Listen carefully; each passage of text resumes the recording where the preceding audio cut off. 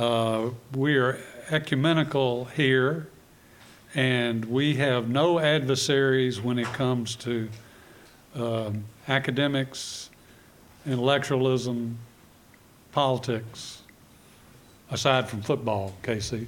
And so Curtis is going to give a proper introduction to our speaker, who comes here today from Mississippi State. And I want you to know, because we're involved today in intellectual and political and just interesting discussion, we are comrades in arms today, KC, and we welcome you warmly, and we're glad you're on our campus, and we hope you'll come back often. This program is going to be kicked off by Curtis Wilkie, who's our senior fellow for the Overby Center and a well-known author and raconteur about town. So I'm going to turn it over to you, Curtis Wilkie. Thank you. Charles, thank you. And welcome everybody. We're delighted to have today Casey Morrison as our guest. He's head of the Department of Political Science and Public Administration at Mississippi State. And he is a scholar, he's an author, he's a native Mississippian, grew up in Edwards. Is that Hines or Hines County? Yes. But close to Warren County. Yeah. And got his BA at Tougaloo College out from Jackson, and got quite an impressive CV. I'll just hit a couple of the high spots. He got his master's at University of Wisconsin, has been on the faculty at several prestigious institutions, including the University of Missouri and Syracuse University, and we've got him back home in Mississippi 5 or 6 years ago. You've returned, and he has written a very valuable biography of an outstanding Mississippian, Aaron Henry. The book is Aaron Henry of Mississippi, subtitle Inside Agitator, and I should add that KC will be at Square Books this evening at 5 before we send him on his way back to Starkville. But we're delighted. We've given you a safe passage and stamped your visa and everything. We're delighted to have you. I would just start off, because there are so many students here. Aaron Henry died in 1999. Maybe they don't fully appreciate, or even maybe not even heard the name, but could you just give us a brief description of why Aaron Henry deserves this biography and deserves to be remembered in Mississippi, or for that matter in the nation? Thank you, Curtis. Let me first say what a pleasure it is to be here at the University of Mississippi, and to see so many of you. I have met old friends, made new friends, and see that the interest in Aaron Henry is high. He is one of those figures in Mississippi history and politics that I think all of us deserves to know about. He was a civil rights leader. That was the beginning of his sort of public life as a civil rights leader. And he goes on to become a state-level politician. He was the longest surviving of the traditional original group of civil rights leaders in the state, a man who successfully morphed from pure interest in social movement to one whose interest lay in politics. He became a member of the state legislature, and probably the most important part of that was this is the man who had the greatest hand in integrating the Democratic Party of the state, which at the time he started his public life, the Democratic Party was the route to political office and political power in the state. It was completely segregated, and he worked diligently with an integrated group of men and women to integrate that party, went on to serve as its leader for a number of years. And this makes him, to my mind, one of the critical leaders in Mississippi history for social change. And he's somebody we all deserve to know about and to focus on the sort of vision he had for social change. So he's way up there in the panorama of important state political leaders, and that's why it's important for us to know about him. Thank you. Beyond his impact in this state, he had enormous impact on the National Democratic Party, and for that matter, both of the national parties in terms of the way they began to select delegates, that they ceased to be a bunch of old white guys in both parties. Tell us a little bit about the 1964 Freedom Democratic movement at the National Democratic Convention. Well, Henry, at the very beginning of his social movement life, argued that winning political office was one of the key pieces of changing Mississippi, getting rid of the segregated society, racism in public and social life. So he focused in very early on the vectors of power in the state, and so the party was the essential piece of that. He began in Clarksdale, actually, one of the first people to organize a campaign since Reconstruction to try to get African Americans into the political space. Does not succeed at that, largely because the party is segregated. So by 1964, after many, many efforts to talk to the powers that be in the local Democratic Party and being unsuccessful at that, the party had just decided it was going to maintain its status as a lily white party, and that it was going to thumb its nose at the National Party, which had a policy of openness to everybody, and did not yet have loyalty oaths for membership, but it was clear that the national policy was that the Democratic Party was open to everybody. After all, it was a party of lots of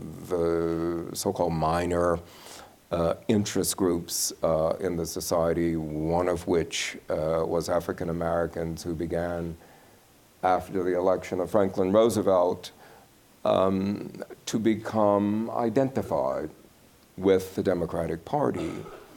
And so from this effort to get some kind of accommodation with a local segregated party, and was unsuccessful in doing so, they decided to challenge the delegation for the party at the National Convention, which was 1964 in Atlantic City. And they ran a parallel local delegate selection process. They arrived in Atlantic City with an integrated body of delegates from what was by then called the Mississippi Freedom Democratic Party.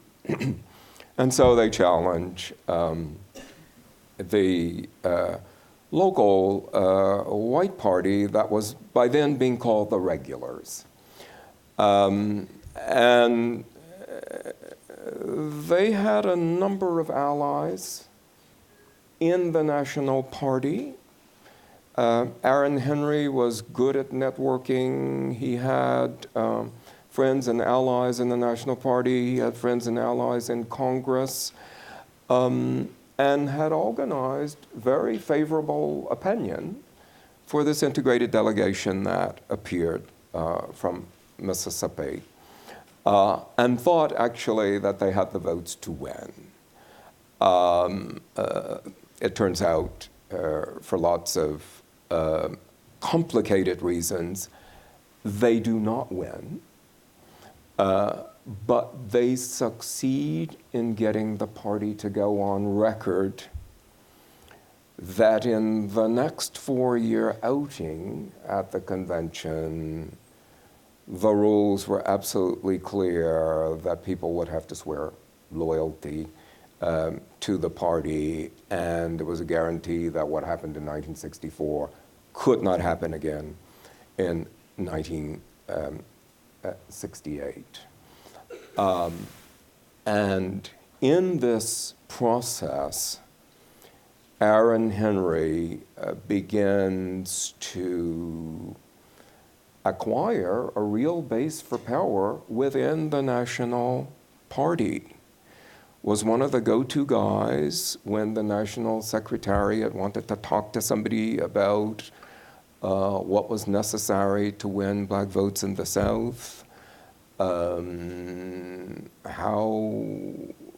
it was, what kinds of new rules they had to make in order to open up the party to blacks and women and a variety of other outsider groups. And he becomes a real force in the National Party. And so in this interim period, between 1964 and 1968, he solidifies himself as a real player in the National Party, as an advisor to all of the presidents from Kennedy forward. So this was a man in Mississippi who had a degree of power and influence that was at the time perhaps greater than any of our politicians. Now, we had senior senators and representatives in Congress and so on, but in this flux where things were changing, in reference to the viability of a social change vision, Aaron Henry is in a very powerful position for the state. And what happened at Atlantic City, of course, led to the opening up the National Party at their subsequent conventions to proportionate representation from all states of people of color. It opened up the party to women who had previously not had an equal role, and eventually the Republican Party decided, well, we need to do that too, so you no longer see national conventions that are all white, and one can really trace it back to the Mississippi Freedom Democratic Challenge in '64. Well, that's right, and they established a committee called the McGovern-Fraser Committee, and the charge for the committee was to oversee a process that would open up the party in such a way that all of these voices that were, after all, identifying with the party and voting for the party would have the opportunity to determine who delegates were. And nobody could predict it at the time, but this turns out to be a very important piece of the Jesse Jackson campaign for president. People wonder, how is it that Jesse Jackson acquires so many delegates when he runs for president that he has the ability, it was a foregone conclusion that he wouldn't win, but he ends up with enough delegates to bargain with the standard bearer for the party at the convention. And it all goes back to this vital work of the McGovern-Fraser Committee, of which Aaron Henry was a very vocal member in this process. And the contribution he made was outsized precisely because he'd been a movement for social change in Mississippi, understood the importance of allowing new voices to be heard in the party. We were not by then overly imbued with a notion of affirmative action, but the concept existed. And so one of the terms of discussion was how the Democratic Party would act affirmatively to guarantee that all of its identifiers had voice in the party. And it turns out to be to have an influence on the Republican Party as well, which also changes its rules for participation that pretty much generates the kind of delegate process that we have in these two major parties to this day. One other result of the Freedom Democrats in Atlantic City was, so far as a lot of us remember, the beginning of the publicism in the movement in Mississippi. There was a compromise offered where the Freedom Democrats would be offered 2 seats. Aaron would have been one, I believe Ed King was the other.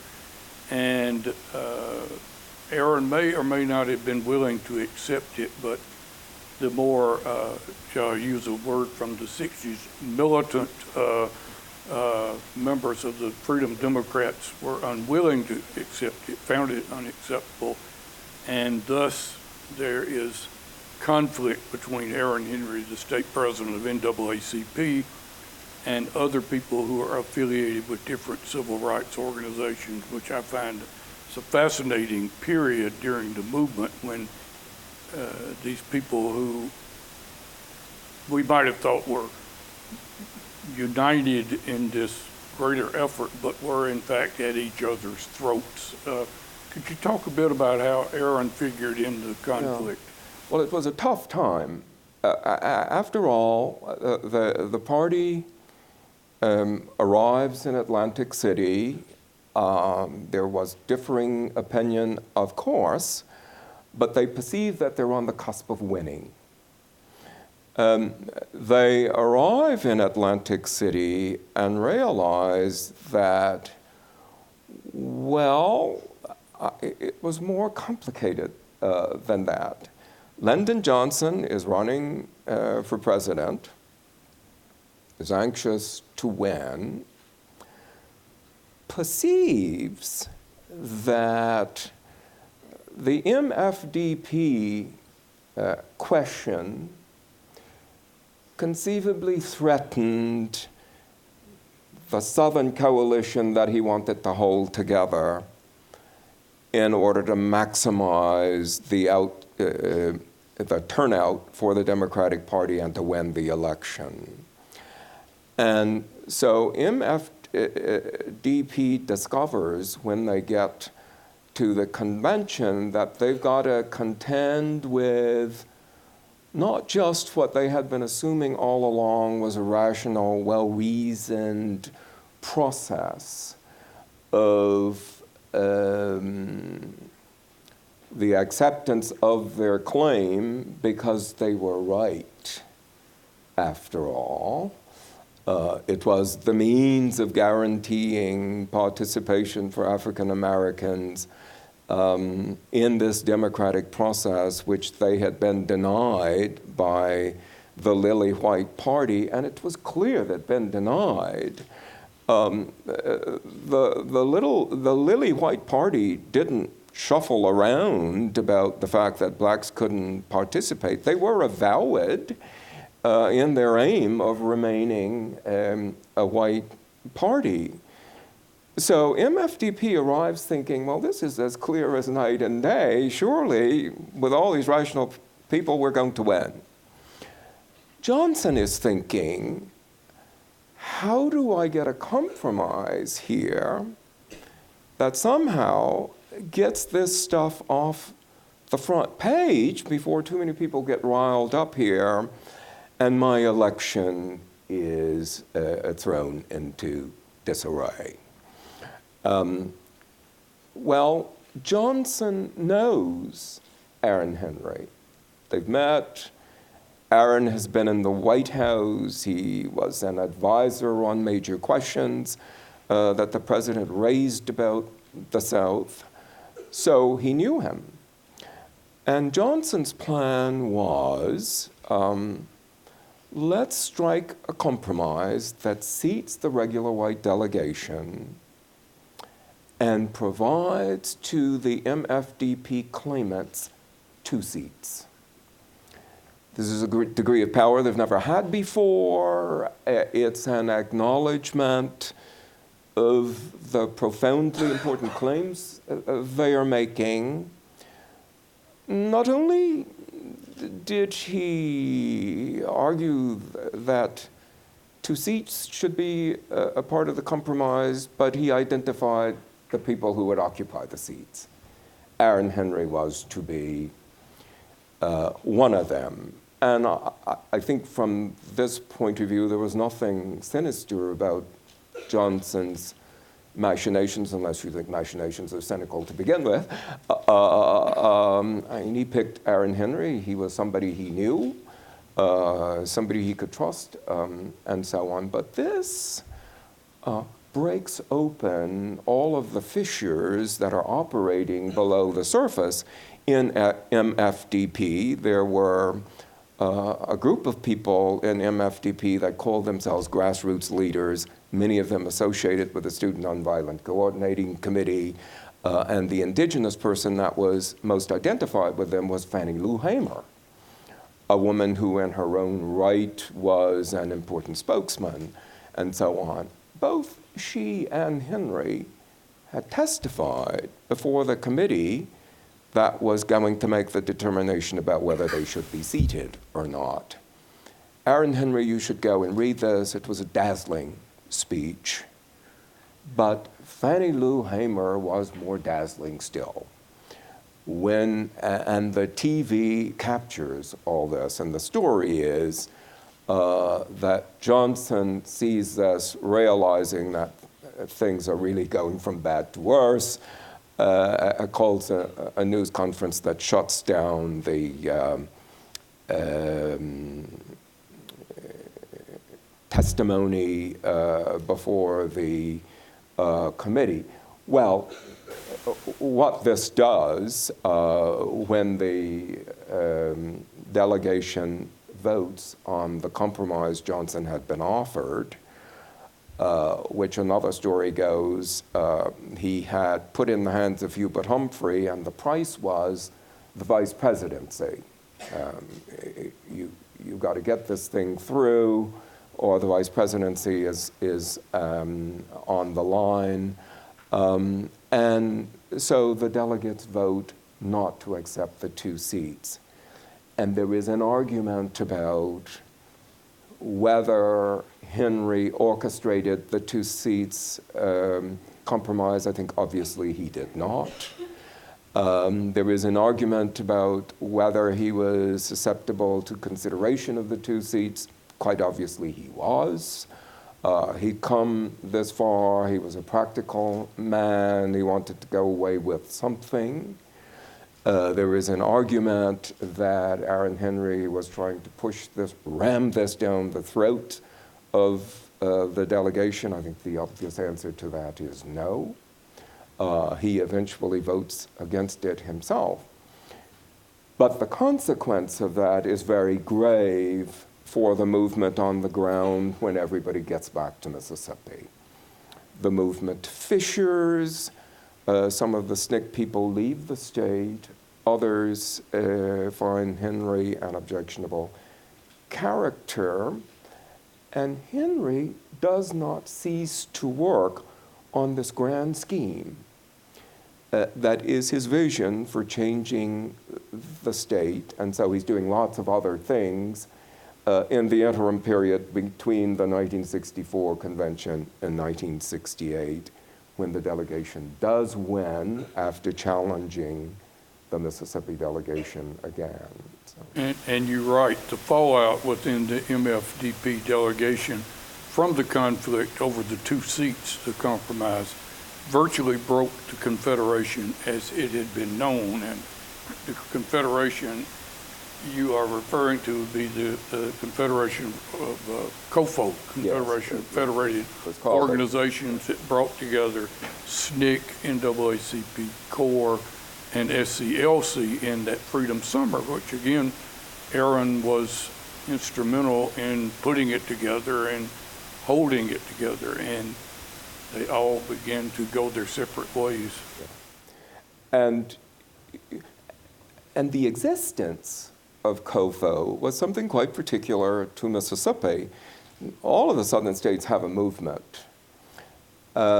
None of the states, Alabama tries this, but does not succeed in the way Mississippi does in organizing a working, functioning confederation of organizations where you had all of these voices that came together around a table to try to divide up responsibilities and so on and to carry out the movement.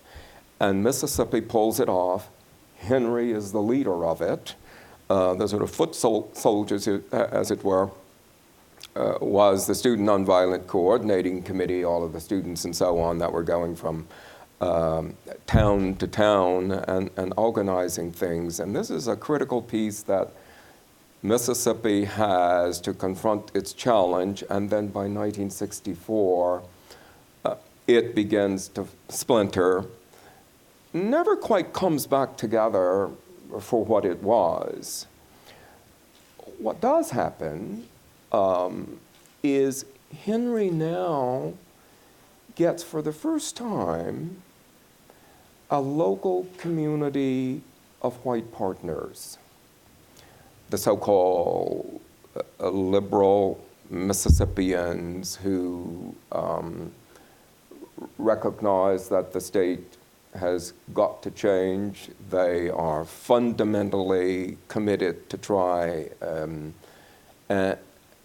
do this. Some of them had business reasons for trying to collaborate across race lines. And so Henry begins now to put together a coalition of local whites who are going to become the new faces that go on to assume the leadership of the party when the regulars are thrown out in 1968. It's a tortured route.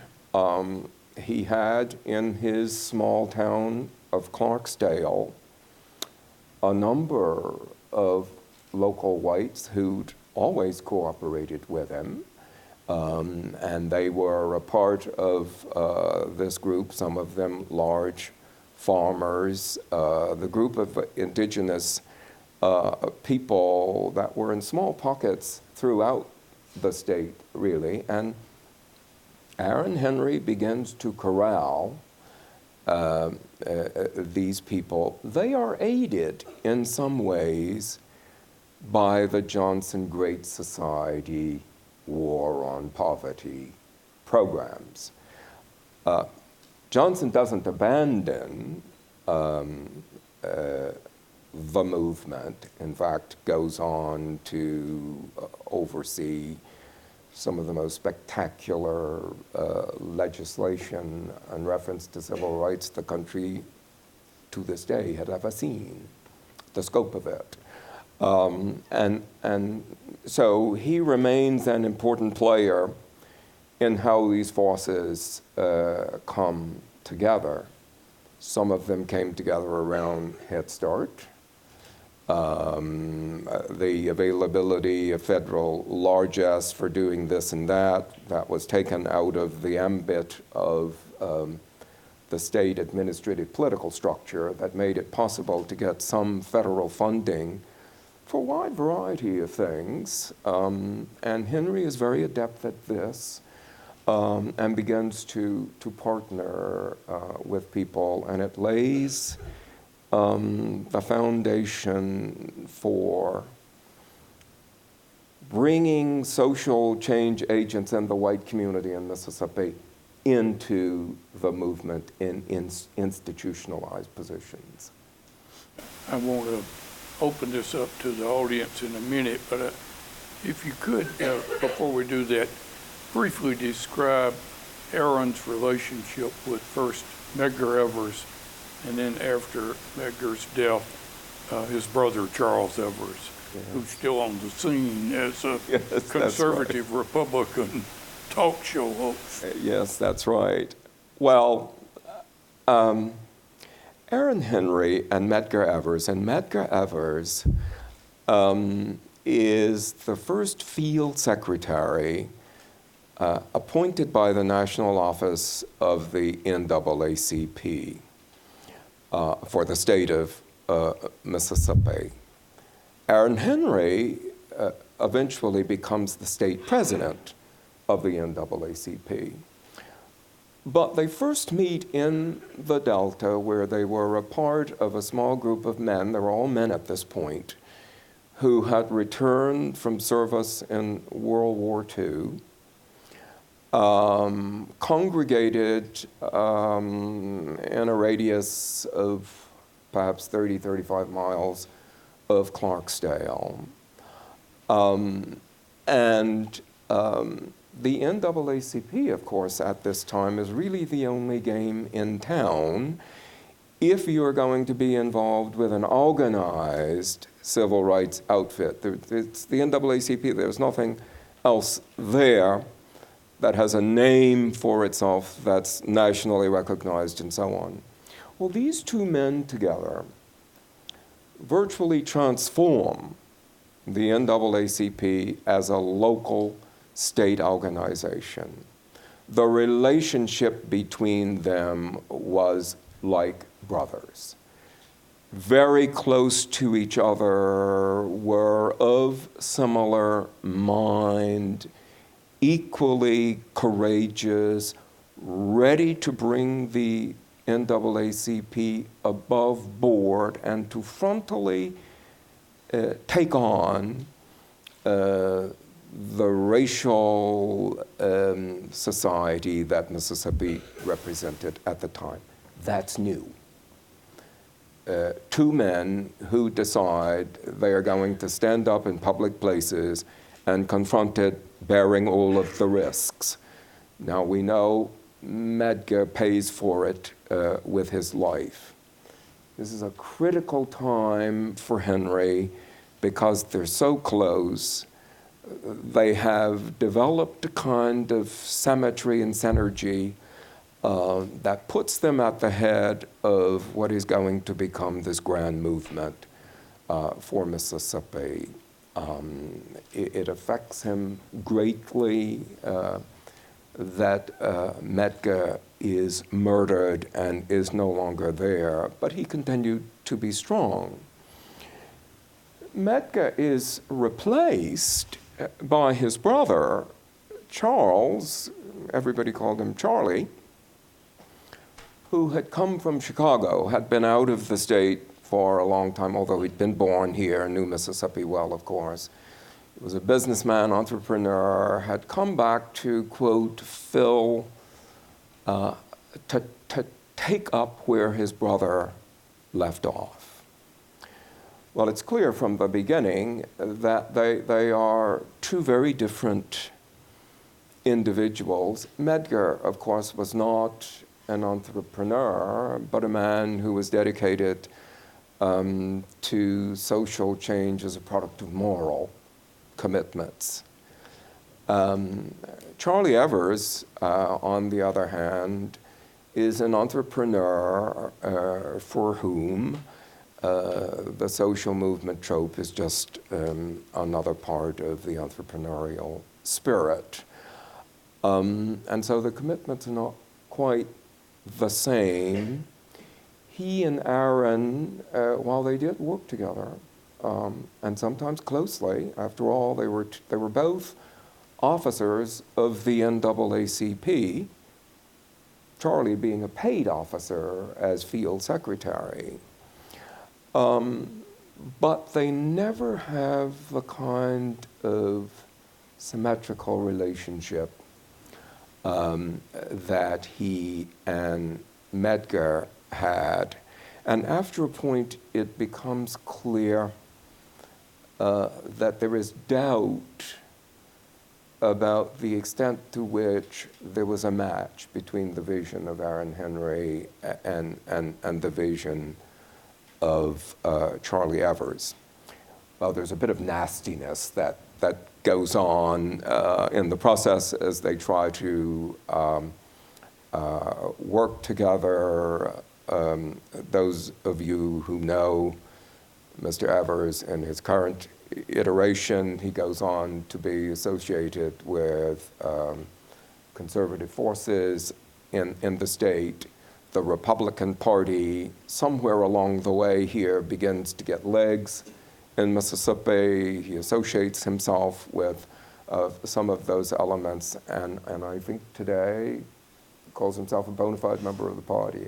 Oh, very much so. You have a quote from a letter that Aaron sent to Charles Evers that is, as you described, dripping with anger at Evers' betrayal of the movement as well as Aaron's interest with the Democratic Party. And Aaron says, if you lay down with independents, you will wake up with Republicans. He said that Evers was trying to tear down two institutions, the state and the National Democratic Party, that you know personally I have tried to build. He said, I would not do this to you, Charlie, and I want you to stop your uncanny abuse of me. Strong letter to follow, maybe. Yeah, so it was deep and personal. You could see the stress. He uses the word betrayal on the part of somebody who was supposed to be a partner. And of course, Aaron Henry could be as cutting as anybody when he needed to be, but it wasn't really characteristic of the personality. I mean, he was a very generous, giving man whose manner was to try and convince you and persuade you. And he preferred that, but if you pushed him into a corner, he could be. He could be cutting. He was very courageous, and I think the word we talked a bit since you've been here. He was a very forgiving character, and yeah, there's an anecdote out here in the audience that I'm going to call on Jack Dunbar, if I may, to relate this wonderful story about Aaron Henry and Ross Barnett that I think is revealing of Aaron's character. So I'm going to open it up for questions. But Jack, who was incidentally way back when was a young progressive lawyer in Clarksdale.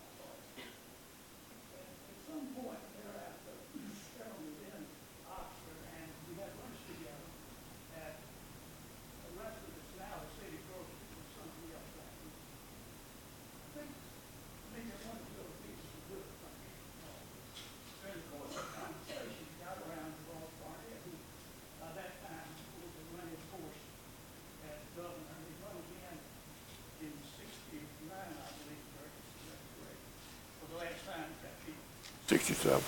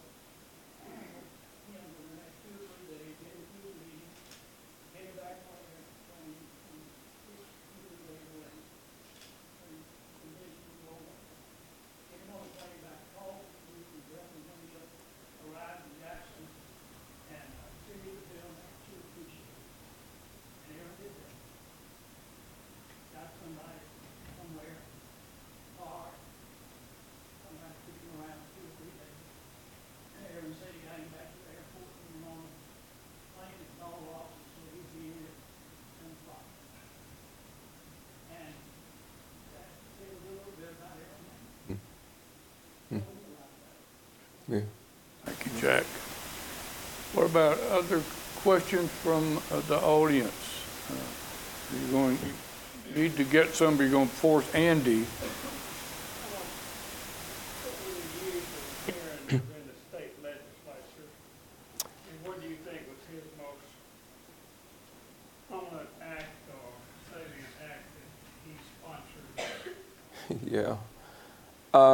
He arrives in the legislature in 1980, I believe. This is just after the resolution for the reapportionment lawsuit that went under many names. Connor v. I think it was resolved as Connor v. Finch, but there was a long campaign, legal, it turns out, to get the legislature reapportioned. It finally happens then, and Aaron comes in with a class of about 16, I think, black legislators who come in at that point. And he says that was what compelled him to run, that he had worked on the Connor case all those years, and that he promised himself if they ever succeeded, that he would run, and so he did. The legislature, let us all remember, is a particular kind of body in American politics. Everywhere it's known as the People's House. The people elect representatives from districts. It is a body that succeeds or fails on the ability of the people's representatives to compromise and to agree on something. Those are the ground rules. Aaron Henry arrives as a part of a class of under 20 African-American legislators at the time. So his chances of putting together a winning coalition is close to zero at that point. The Legislative Black Caucus, well, they didn't call themselves a caucus at that point, but eventually they called themselves a caucus, are unable to put together a majority on practically anything. It's just how legislatures work. So, given those ground rules, what is it possible for him to accomplish on the terms of how legislative business is done? One answer might be nothing, that his presence there would be inconsequential, because whatever he puts in the hopper as a piece, as a legislative proposal, if it has anything to do with this social movement vision, isn't going to pass in the Mississippi legislature at that time. Recall, this is a body which ostracizes the first black to be elected since Reconstruction. I heard Representative Clark tell this story the other night, that for 5 or 6 years, nobody sat beside him when he won a seat in 1967, I think it was. So this is the body that he enters. So by one kind of reasoning, we could have no impact whatsoever. He arrives, however, and puts the speaker, speaker on notice in the committees he asked to be assigned to. In those days, the speaker and the lieutenant governor, of course, pretty much ran the body, the choices they made, and so on. So he requests seats that are related to this vision he has. Well, obviously he doesn't get them, or he doesn't get the ones he's set priority on. So it looks like he's going to be stymied even in contributing voice to things that for him mattered on these issues he thought was important. He does, however, persist year after year after year to put forth legislative proposals on which he loses. But when we look back today, some of these have become very important features in legislation as Mississippi has changed over time.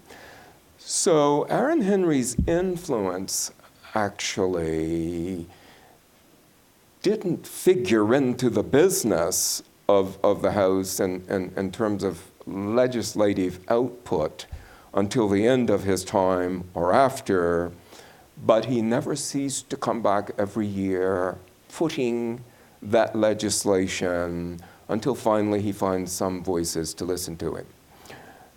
So that's one way of talking about the importance he has. Another way is who's looking at what he's putting in the hopper every year, even though it's not passing. His African American constituency, which is not Clarksdale proper, not his little district from Clarksdale, but it's the entire state. The African American electorate is looking at what he's doing and saying, yes, this reflects our sentiments. Now, when you calculate that political power in the USA and in any legislative body, even in Congress, is composed of symbolic actions. 80% of what they do up there is related to symbol that gets translated into power in some sort of fashion.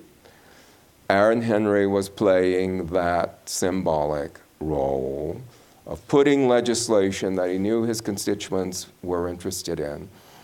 And then a third sort of piece of this is when they do organize a caucus. And when Governor Winter arrives with a big education plan, in fact, transforms the legislature in some way. Well, he needs to put together votes to do that. Then the caucus becomes a very important piece of that in the stand they take in favor of the proposals that Governor Winter puts. Takes him 2 sessions, but eventually he prevails. So in their ability as a caucus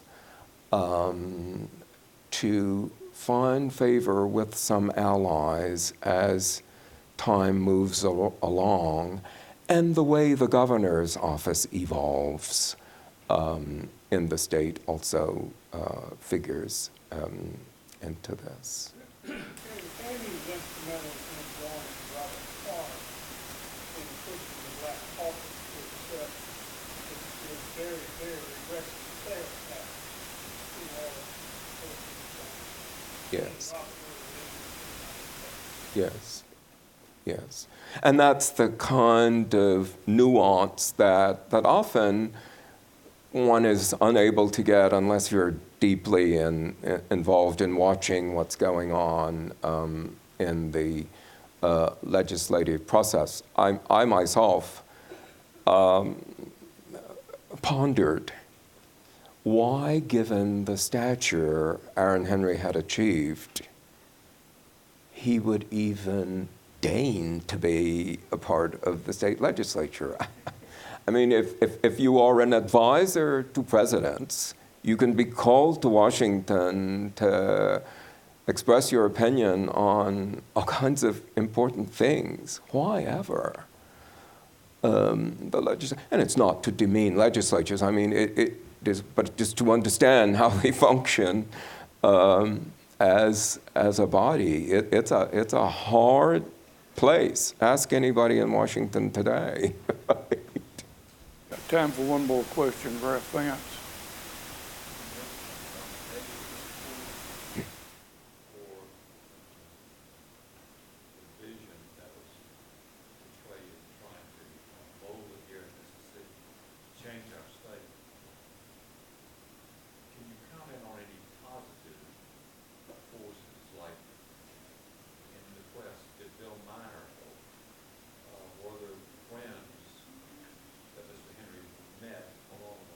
Yes. Yeah, there were lots of them, actually, and some of them we know, and many of them are unsung. Let's start with Clarksdale.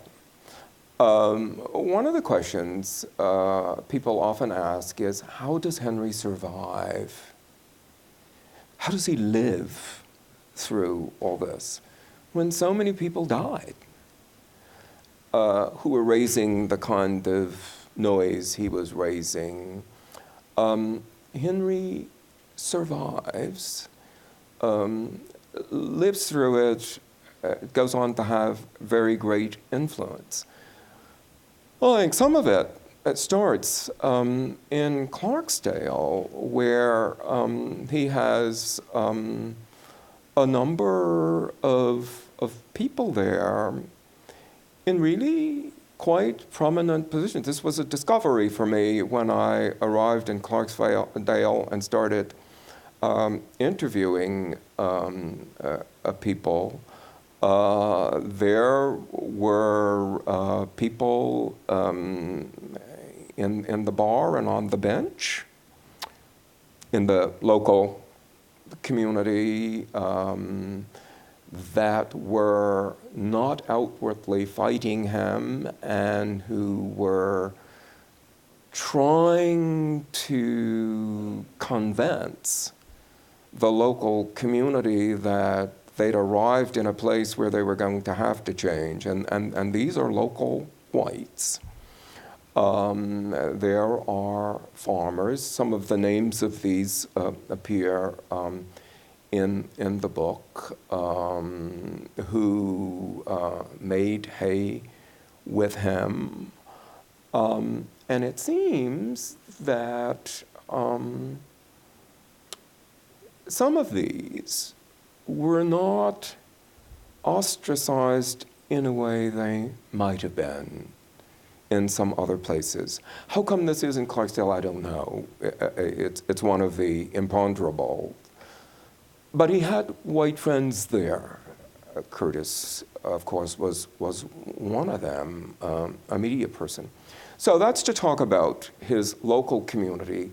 Then the media also, there was, not particularly the Hedeman Press in Jackson at the time, but there were people who were getting out the story. Prominent newspaper people were the Carters, the Lexington. Hazel Brennan Smith. Hazel Brennan Smith, who were fierce and straightforward, who were telling the story. Sometimes the press unwittingly contributed to the conversation.